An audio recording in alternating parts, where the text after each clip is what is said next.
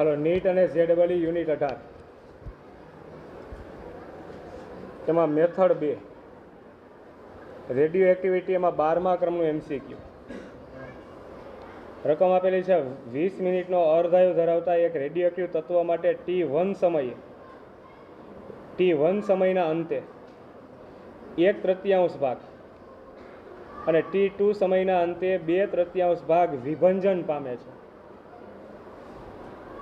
તો T2 - T1 નું મૂલ્ય ખાલી જગ્યા અને AIEEE 2011 ની અંદર પૂછાઈ ગયેલું MCQ.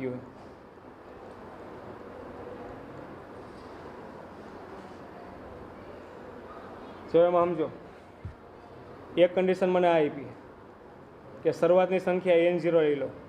અર્ધાયુ કેટલો આપ્યો તત્વનો? 20 મિનિટ. શરૂઆતની સંખ્યા હું N0 લઈ લઉં છું. અર્ધાયુ ધરાવતા એક રેડિયો એક્ટિવ તત્વ માટે T1 સમયે કેટલો સમય જવા દેવાનો?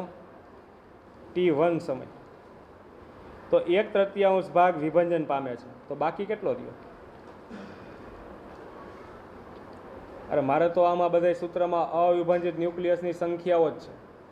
તમને શું કીધું? આના 1/3 T1 સમય જાય તો વિભંજન કેટલો પામી જાય? આમાંથી N0 શરૂઆતમાં છે, T1 સમયમાં કેટલો વિભંજન પામે છે? આનો 1/3 આટલો વિભંજન પામે છે.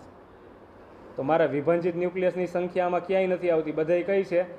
અવિભાજિત ન્યુક્લિયસની સંખ્યા. તો આટલો આમાંથી આટલા વિભંજન પામ્યા, તો બાકી કેટલા રહ્યા? કેટલા બાકી રહે? આટલા બાકી રહે. તો મારે તો અહીંયા અવિભાજિત ભાગ જોઈએ, એટલે કેટલું થાય?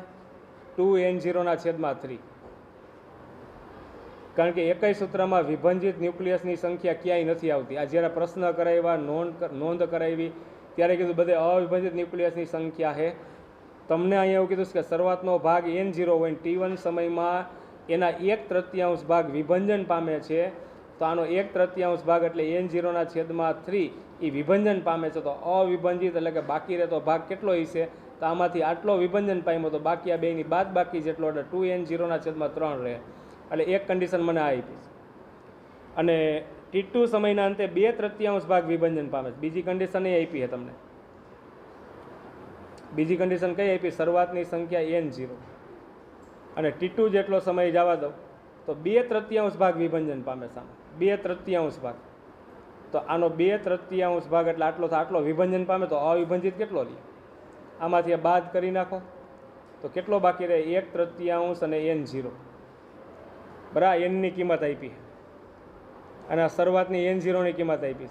આ બે સમય અને એની બાદ બાકી તમને મેળવવાની કીધીશ, T2 - T1. આ મેળવવાનું કીધું. અને અર્ધાયુ આપ્યો 20 મિનિટ. હવે કઈ રીતના ગણશો? પહેલાં T1 ગણી લ્યો, પછી T2 ગણી લો, પછી બેની બાદ બાકી થઈ જાય. તો T1 જોતું હોય તો શરૂઆતની અવિભાજિત ન્યુક્લિયસની સંખ્યા N0 આપીશ. T1 સમય પછી 2N0/3 આપી છે. તો T1 મારે આમાંથી મેળવવો હોય તો કયું સૂત્ર મૂકવું? કા બીજા નંબરનું, કા ત્રીજા નંબરનું. અર્ધાયુ આપ્યો છે તમને આખી ગણતરીમાં 20 મિનિટ. તો કયું સૂત્ર મૂકવામાં કે જેથી કરીને સરળતાથી MCQ થઈ શકશે? આ મૂકી દઉં છું. બરાબર છે. કઈ ગણતરી કરશો? T1 સમય માટેની. ત્યારે સંખ્યા N0 હતી અને બાકી કેટલી રહે? 2N0/3. આટલી બાકી રહી. તેમાં સમય લાગ્યો હોય તો સૂત્ર મૂકી દઉં છું. N/N0 બરાબર 1/2. અહીંયા T(1)1/2. આ સૂત્ર. હાલો, N એટલે કેટલું છે તમારી આગળ? 2N0/3 અને છેદમાં N0 છે જ મારી પાસે. આ 1/2. T એટલે 20 મિનિટ. સોરી, T એટલે સમય કેટલો છે? T1. અને અર્ધાયુ કેટલો છે? 20 મિનિટ. તો વધ્યું કેટલું? આ 2/3. અહીંયા 1/2. T1/20. T1 અહીંથી મળી જાય. બે બાજુ લોગ લઈ લઉં એટલે ઘાત આગળ આવી જાય, T1 મળી જાય. પણ મેળવતો નથી, એના કરતાં બીજી સરળ રીતના થઈ જાય. હાલો, બીજી કન્ડિશન મને આપીએ. T2 સમય હોય તો શું થઈશ?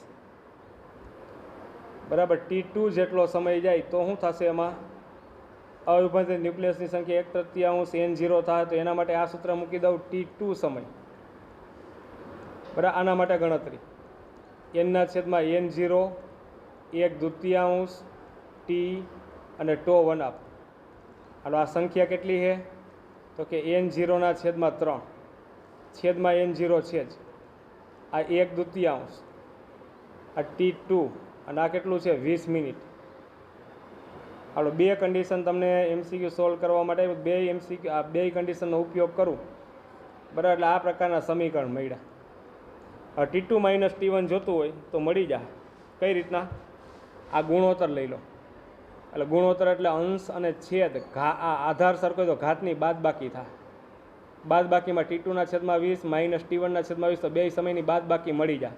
આ પછી લોગ લેવાની જરૂર પડે તો પછી લોગ લેવું.